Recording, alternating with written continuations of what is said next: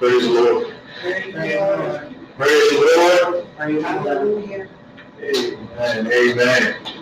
I know today has been a long day. It's been a hard day, but we've got through it. And I want to thank God for allowing us to make it through. I don't know about you, but if it had not been for the Lord who was on my side, amen, if it had not been for the Lord who was on my side, where right now, I don't know about you, but I've come a mighty long way. Just like the song we just heard said, I'm still holding on to his hand. I don't know. I don't know. Sometimes I feel like I want to let go and just and throw my hands up. But I realize that as long as I hold on to his hand, as long as I'm holding on, that there's still hope for tomorrow. I know that sometimes you want to cry and sometimes you just want to scream and shout, but just hold on to God's unchanging hand. I can make this promise to you because I can't promise that the days won't be long and I can't promise that some days won't be hard, but I can promise that if you hold on, that he will make it all right. Anybody agree with that this evening? Amen. Amen. Amen. For thou hast had 5 husbands, and he whom thou hast now has is not thy husband, in that says thou truly. How many know that this woman, she's been married 5 times? Not only has she been married 5 times, but the man she is with now currently is not her husband, which lets you know that he is somebody's husband, because Jesus said he's not yours. And if he's not yours, then he belongs to someone. Tonight, as we are going into these 5 ways to maintain a healthy relationship, we've talked about an emotional connection. We've talked about what was the first part of that? Number 5. What was number? Does anybody remember what number 5 was? We're going backwards, right? Okay. No. Physical. We're going to start tonight. But good guess. We're going to get there. So emotional connection is what we just come out of. Mental connection. We started with the little things. Little things. Okay, so the little things. And then we went to emotional. So emotional was number 4. Emotional, and then emotional. Okay, so tonight we're going to talk about a physical connection. And I don't know about you, but how many think that the physical connection is the most important connection? And okay, no hands went up. Okay. So let's talk about a physical connection. And what does that first mean to you? Before we go through it in the Bible, what does it mean to you? I'm going to say, jump right on in here. I am going to jump right in here because my perspective on the physical connection has changed. Initially, and I always believed that physical intimacy was a confirmation of the love that you said that you feel for your mate. I always felt like if you're not physically intimate, it's like a cosign of the love you say. When I say I love you, okay, I'm backing them words up with the physical. Only to figure out and learn through reading and Bible study and stuff like that, that all these other factors come into the confirmation of the love that you feel from your mate when you say the words I love you. There are all the different factors that we're discussing right now, emotional, the little things and stuff such as that, which after a while it makes it physical. It's a part, just not the most important part. Me personally, and I struggle with this often, is the emotional connection. Because I'm a very emotional person myself, being emotional in a relationship, when your personality itself is not an emotional personality. However, now you're in a relationship and you got to connect emotionally, it's a little difficult. So I struggle with it often. But I think I have changed from it being a confirmation of love to it being, sometimes I feel like it's a responsibility, to be honest, and transparency. Um, but it's sharing. It's sharing. And it's sharing with your me in a way that you can't share with anyone else.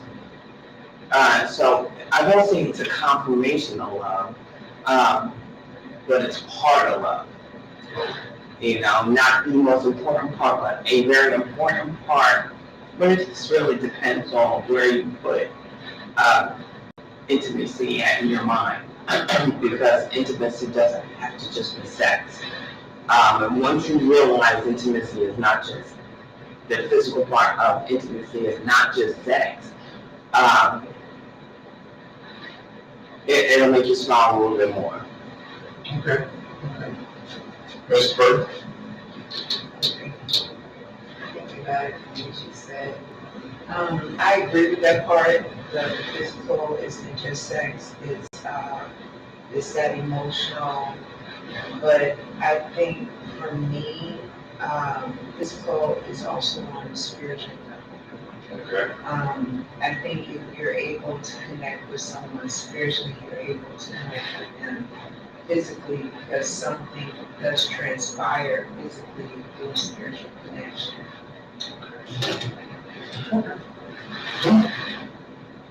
I remember when you and I initially were together, and how electrifying it was just for you to put your hand on my leg.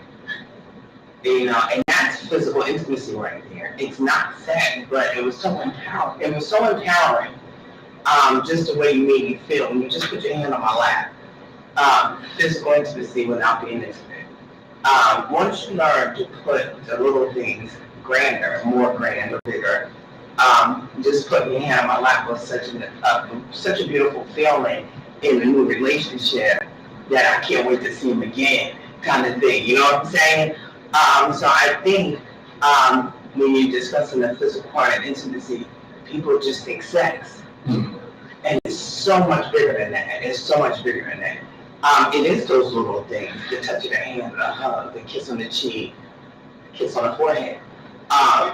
They're bigger. It's just a bigger, broader scenario. I didn't go left, so you have to understand, I didn't go left. I went immediately to the best man. I went immediately to the best man. Stop watching TV. Sounds like somebody. Yeah, you tell me to stop reading. A physical connection is important because it's the connection you have with someone, something, someplace that you cannot get anyplace else.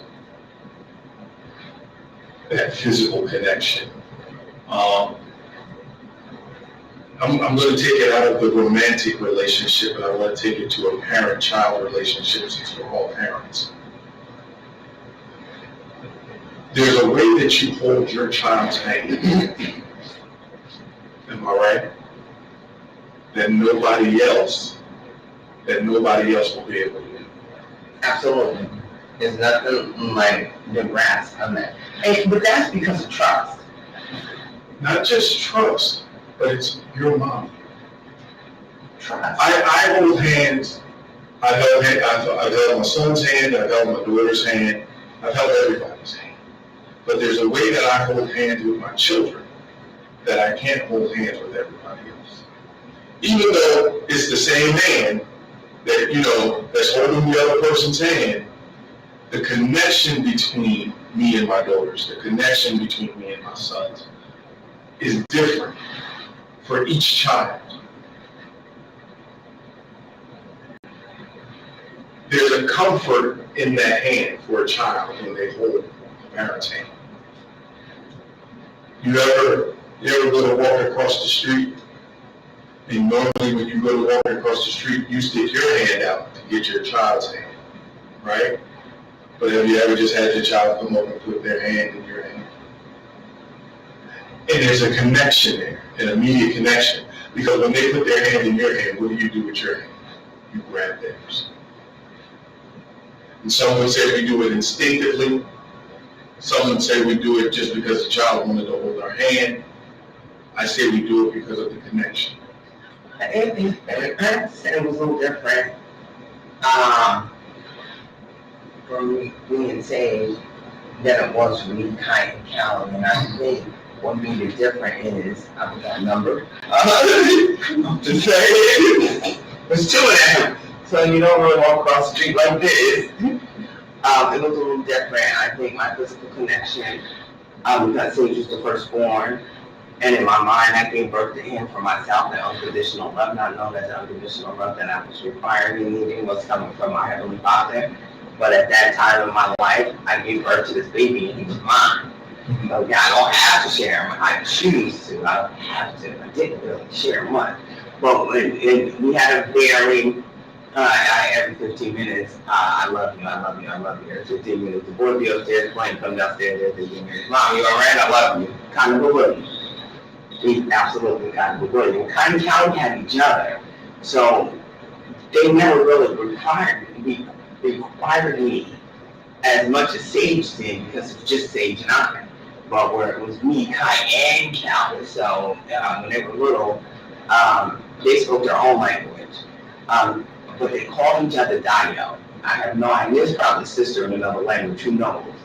But instead of calling me, they called each other. Or Kai called Calvin. Now that we look at the picture, I think Kai was calling Calvin. But the connection and like hugging and holding hands and stuff was more intense with Ray and Sage because it was just us.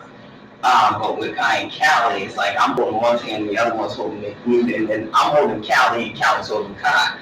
So they never really got to hold my hand. So they never really felt that same physical connection that I had when it was just one parent, one child. So they always had to share. So that physical connection was kind of a little bit tense. Okay.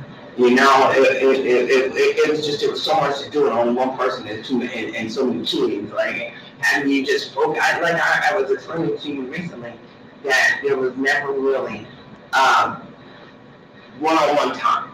Like, I never got to have one-on-one time with me and Kai and me and Calvin. But when you do the other one, you know, it was always a shared. It was always a menage scenario. I'm just saying. So it was just kind of difficult to show the physical love for both girls the same way I was able to show physical love for one child. What's the question? Our question is the physical connection between you and your sons. Is there a different physical connection between the two? Oh, yeah. Okay. My youngest son don't like it as much. Even when I try to express and show love, but our relationship is so broken that I can't. It's not that I can't. He won't accept it. My oldest son is different. You know, my oldest son, he grew up mature. You know, we call him an old soul. He'd been here before. But my oldest son, he doesn't mind it. You know, I could be driving down the street and I'd go all the way around to get to the other side and he'll still be there. My youngest son is impatient. He's like, why didn't you just go this way? He's just so short-tempered. But I try to give them unconditional love. But my youngest son, he was more defiant as a child when it came to love. He came out like that. I just feel like that. So it's kind of hard to show that.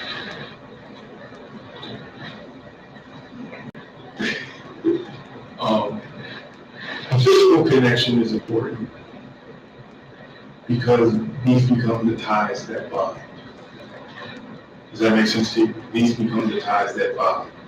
If you want to put it back in a romantic sense, when you're walking on a boardwalk and you're holding your significant other's hand, it becomes a tie that binds. Some find security in holding hands. Some find the intimacy in the holding of hands. Some find the joy in the holding of hands. Some find the comfort in the holding of hands. But whatever it is, you can find it in that hand. It's something that you're not going to be able to find anywhere else. It's a physical connection that no matter when it's made,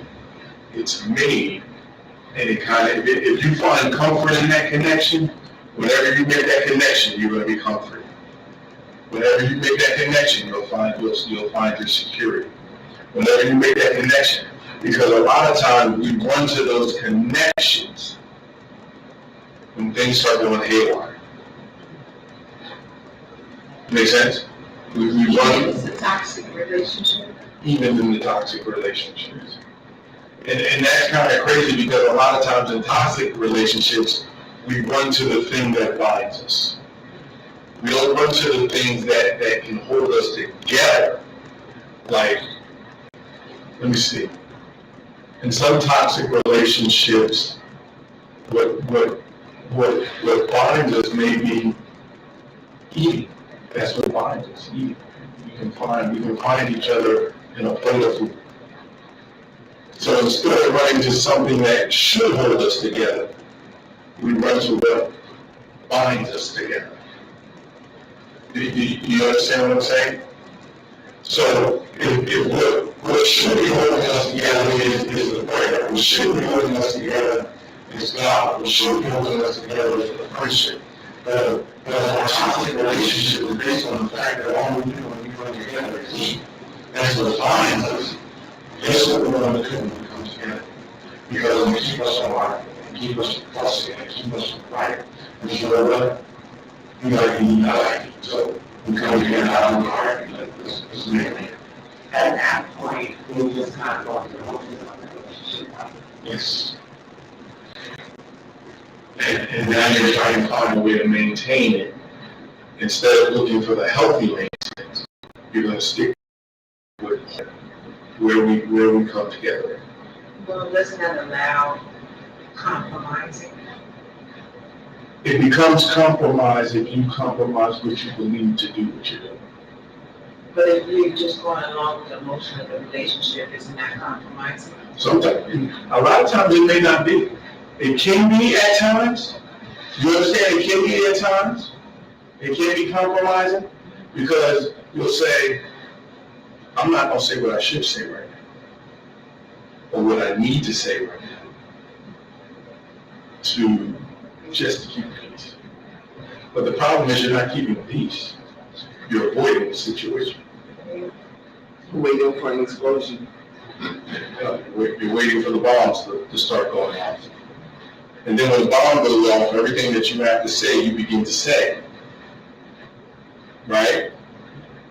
And now you're using your words as weapons. They become weapons of mass destruction. But that's because you compromise and trying to keep peace. You compromise what you thought was keeping peace. You compromise to avoid war. You swept it under the rug, but now this is big bunch and under the rug. And you got the love under the rug. Which is, you say, now why would I couldn't just mess up that's under the rug? Well, you helped put it there. Why are you waiting for me to? It's something we need to clean up. It's something we need to get rid of. And a lot of times, you always hear me say it, what's that? You're going to have to fight the war to get the peace you want. And a lot of times you don't want to fight the war because what usually comes on the other end of the war, from the war, is destruction. Am I right? There's some destruction on the end of the war. There's some casualties. There's some collateral damage at the time in war. There's going to be a whole lot of stuff that's going to happen in war. And a lot of it, sometimes, I'll say sometimes or a lot of times, is not stuff that's meant to happen, but it's stuff that may have needed to happen. In relationships, we become avoiders of confrontation instead of becoming confrontation. And I'm not saying that you have to fight each other, but you do at times have to fight for each other. Because the fight is not going to happen. And when it finally happens, it's war unto destruction. Not a war that's saying we're fighting this so that we can build from it. What we're fighting, we're now at war to destroy where we are. No. A couple of days ago, Jason and I, we went out for breakfast. And, like, That's a whole other war. Go ahead. and so, he liked it last time. He liked the natural food and the healthy stuff. So we went back. Got on about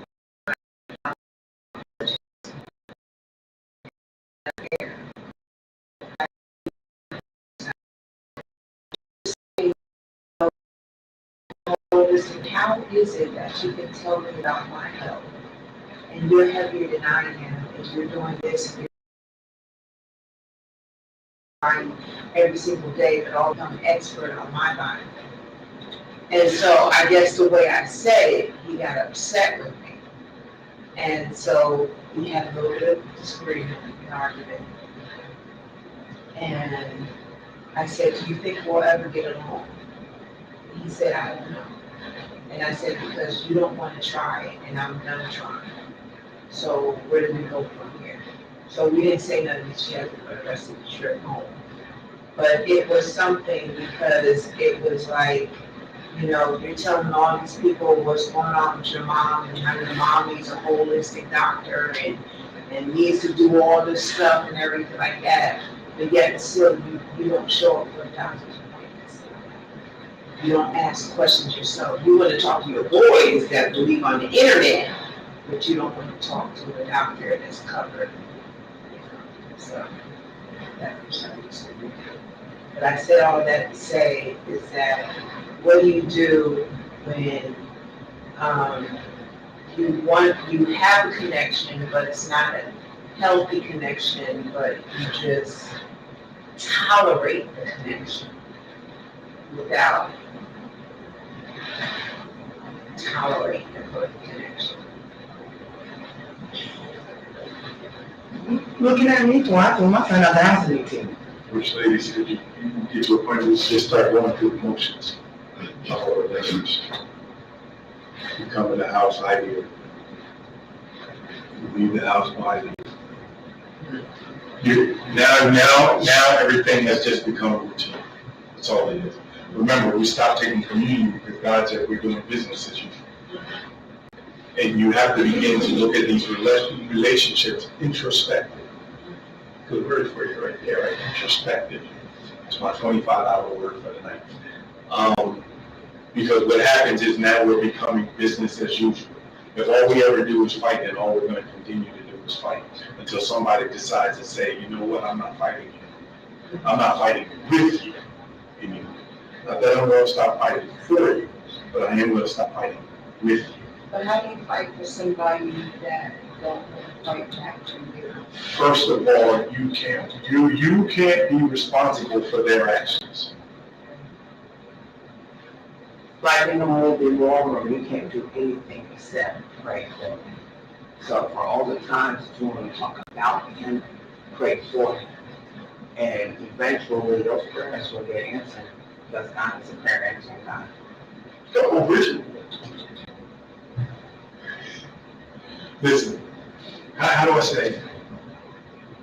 We do a lot of you, right? And we do a lot of you, because it takes it all of us.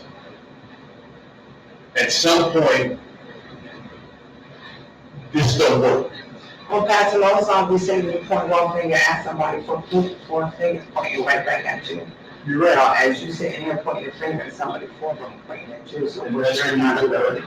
And that's when you go back to the word. It said, before you worry about the splinter in somebody else's eye, take the mold out of yours. You know, you can't worry about what somebody's front yard looks like if your backyard is a mess. we get so happy and excited to be able to talk about somebody else. I was listening to this preacher, and I'm beginning to slow down a lot of things that I used to do. And the reason why I'm beginning to slow down a lot of the things that I used to do is because I'm beginning to hear God change a lot of the things that I used to do. And as He's changing them, I'm realizing He's changing them so that I can be the pastor He needs me to be. Not the pastor that I want to be, but the pastor that He needs me to be.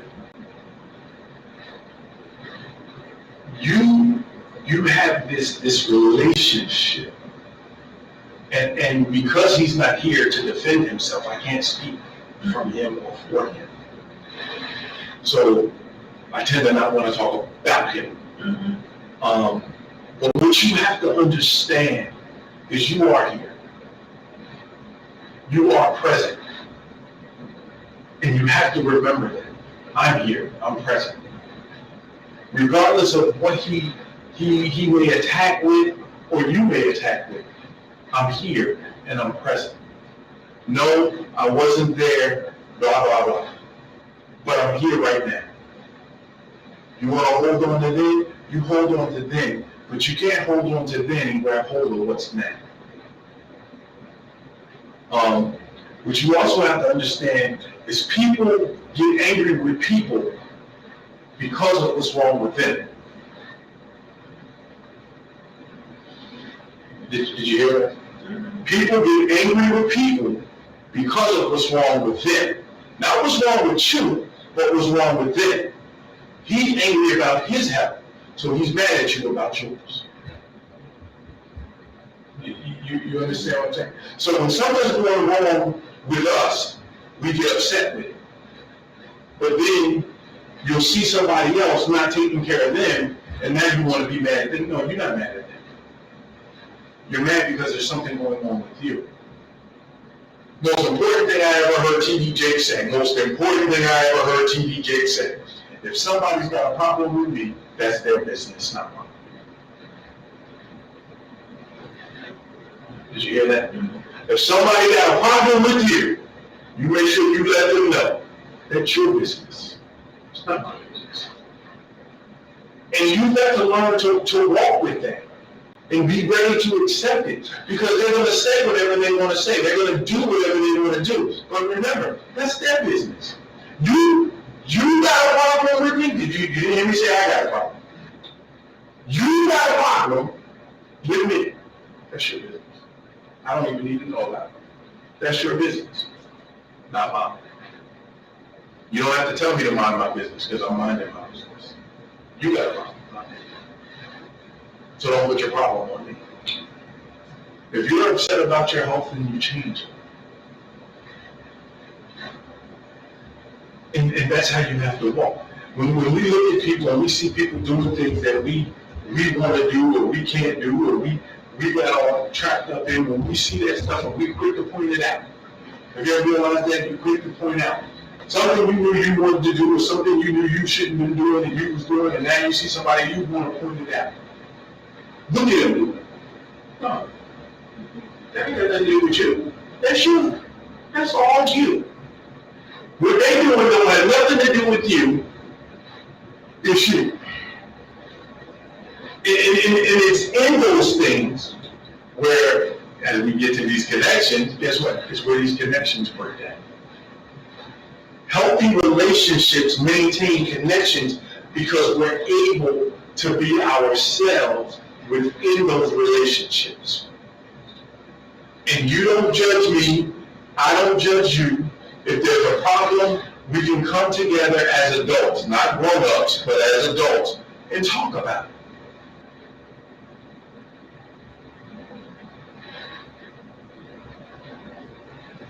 When I go to work, I want to have a physical connection with the car that I'm driving.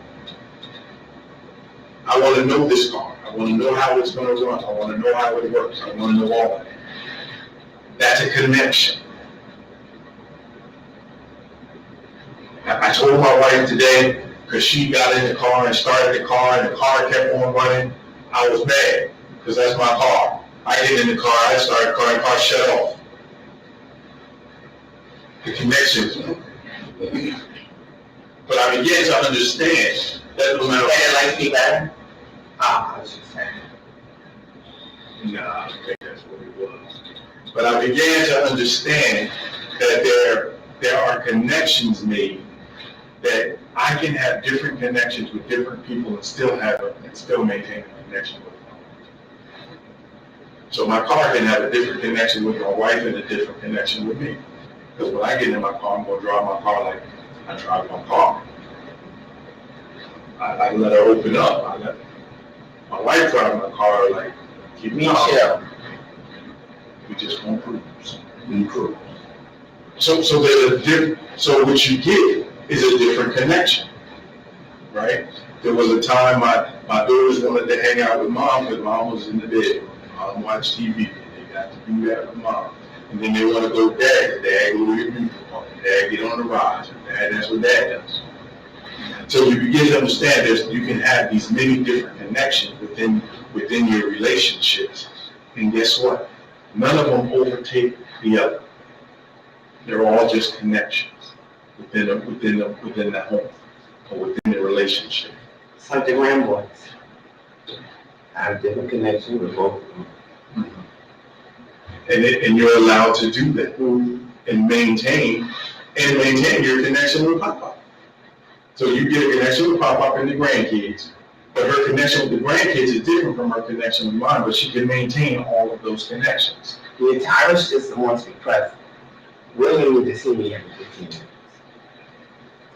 But he needs to check on me, he needs to tell me he loves me, you need to talk, yeah.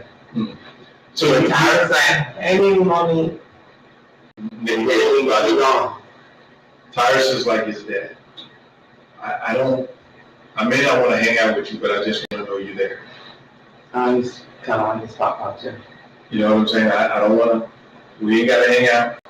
We ain't got to talk. We ain't got to, just you there. That's it.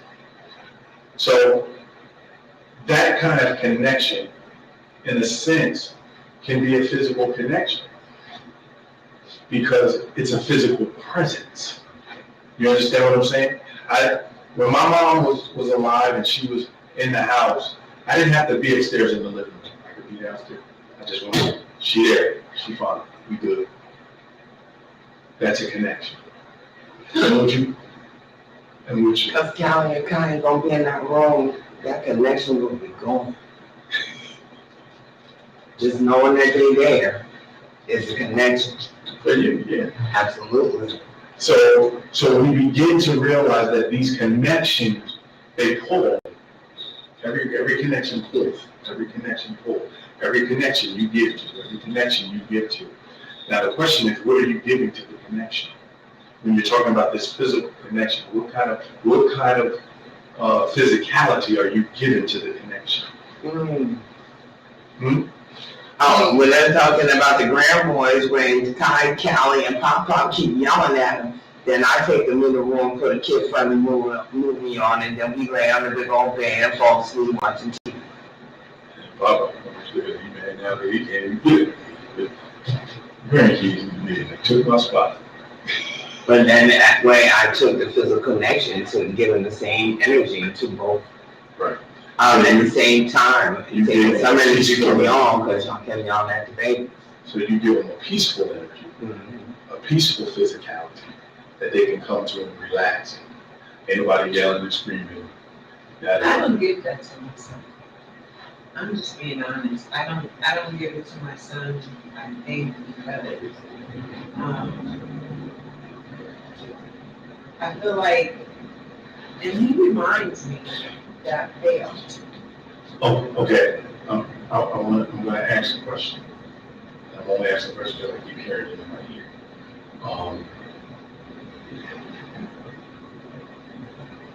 Why? Did I fail? No, not why did you fail, because I don't think you failed. Yeah, well, I'm wondering. Why? Why don't you give? Only because I keep hearing it, so I get that. I think it's an angry with him. And honestly, I want to be honest and just say, I wanted to hear you say it. But Lord wanted me to really ask you, and I'm being honest with you. Why are you so angry? Why? Because it's him. Why are you so angry with him?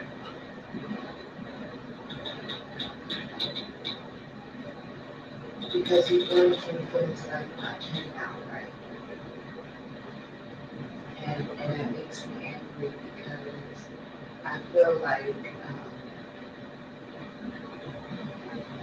as many times I wanted to run my mom, I couldn't. I had to put on my big girl drawers and accept the fact that I was responsible for my own happiness and my own decisions, where he holds me hostage as to why his life isn't better the way it should be, like his brother's life, the way I poured into his brother's life.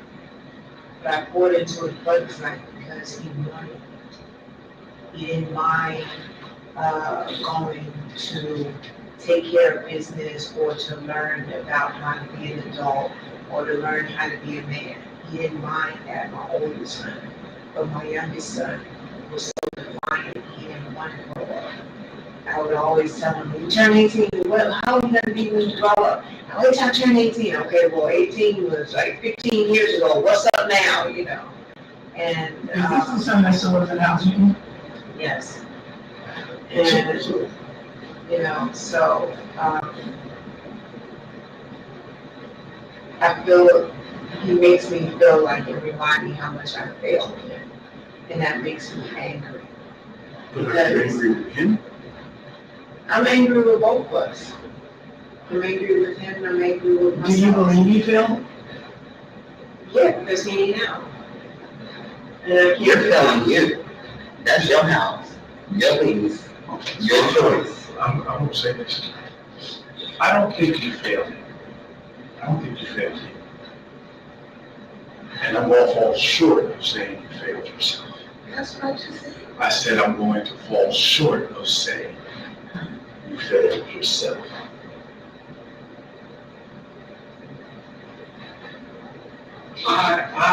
Now this is me. God ain't whispering in my ear. This is just me. And I think at times you see a lot of you in yourself. I will. I think at times what makes you angry is not him, but the you see. And this is just me talking.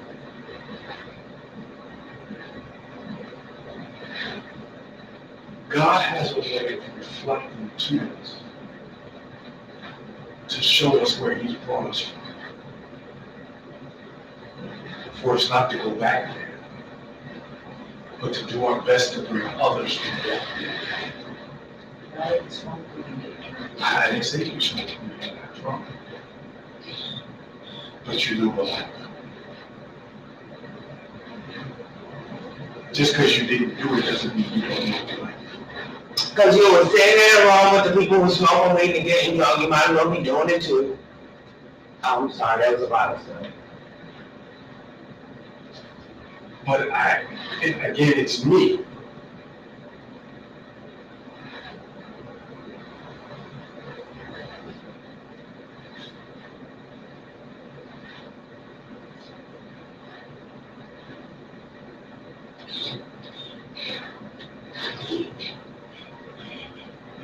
I want to use your testimony.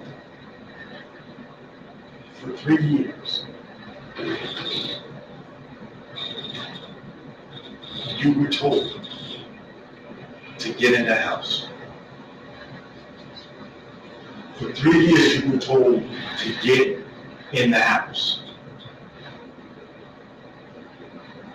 But you chose to stay out in the streets. And that don't mean you wasn't going to church.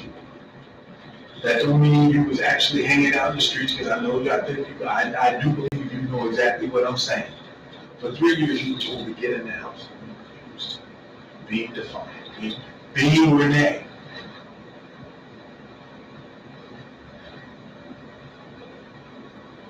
The child of God opened up your mouth. got tired of life as usual. And all of a sudden, you decided that I better get in the house. Not just because you heard a word, not just because of everything, but because you made a decision. I'm going to go in the house. I'm going to go in the house because I'm tired of being told to come in the house. I'm going to go in the house because I'm tired of this mess out here. I'm going to go in the house. And when you came in the house for a while, you felt like a stranger and you didn't belong in the house. And a lot of times that happens because we're so busy being out in the streets that what's in the house don't feel like it's ours anymore. Don't feel like we belong to it because we used to that out there. We want that out there. Then we get in here and we get in the house and we realize that there is some love in this house. Then we realize there are some things in. Listen, every home has its problems. You realize that when you came in the house. Every home has its problems. But it's whether or not you're going to make it home or not. And you have a child who's refusing to come in the house because he like what's going on out there in the street. But eventually we all come in the house. And it may not be when you want him to come in the house, but he's going to come in the house. He's going to get his act together. He's going to straighten up. Listen, I was 38 years old when I decided to get my act together. I was 43 years old when I thought I was going to die. That's when my mother told me she had breast cancer. And I was 46 years old when I decided I'm going to be more. Whatever you tell me to do, just let her see. That's what I say. Just let her see. So sometimes it takes tragedy, it takes drama, it takes a whole bunch of fighting. But you're going to have to stop fighting with him and just fight for him. And like First Lady said, when you're ready to get on the scream at him, go in your prayer closet and start praying. Because sometimes you're going to have to walk away from a battle for him to realize that, you know what, if she ain't getting, why am I? They look at us and go, you ain't changed from what you've been doing. You still fussing and arguing, you ain't changed. Yeah, I am. Because now I'm not fussing about you. I'm fussing about me. You want to tell me I left? You're right. I left. You're right. I left. But I left because I was hard-headed. If he wants to put it in those terms of you failing him or you losing you're right, you did. But I didn't do it because of you. I didn't do it because of no man. I did it because I kept making the wrong decisions. You're right, I did. But the question isn't what I did, it's what I'm doing now. See, you're caught there. You have a child who's still a child. You know why? Because he's still back there. He's back there where you left him, waiting for you to come in. Does that make sense to you? And that's exactly where he is, right? Where you know when you walk away from God, and God is standing right there waiting for you to come back? I'm right here.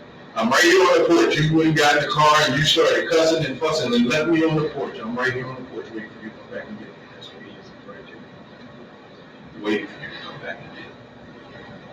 See, you've gotten better. You've gotten stronger. You've moved on. Right? But he hasn't. Because he's right there with you. That little boy is right there with you now. And he's waiting for you to come back and get me. So now he's angry at the world. Because mommy is grown up. Mommy's an adult now. Mommy's moved on, but mommy left me. Right there.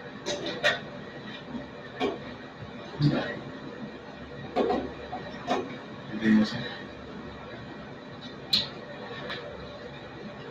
Well, I'm gonna say this. I threw my son out the house at 18. Disrespect and heartbreak. I let him back in the house at 21. He left before he came back again.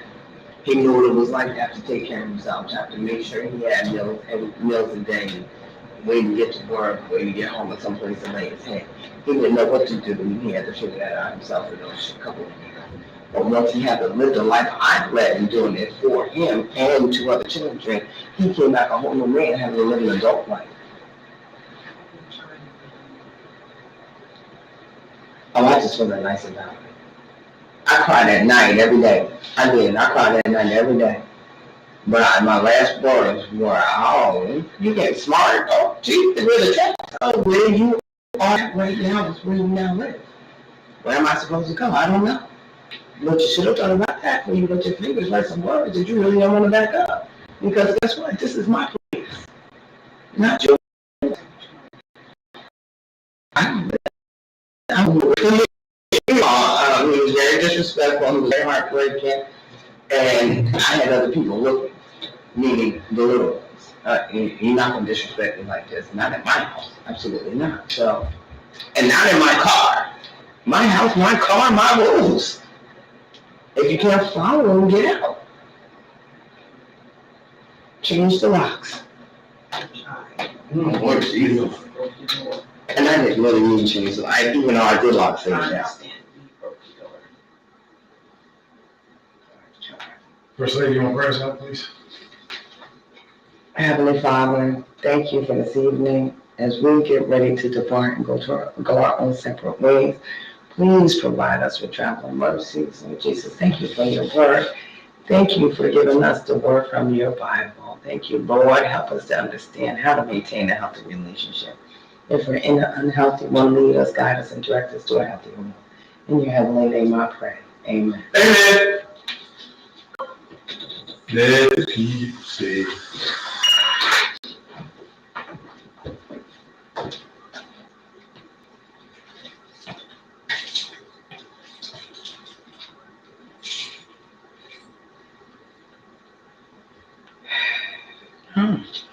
Okay. That's fine. I gotta go out to a kind of county at 8 o'clock to pick them up.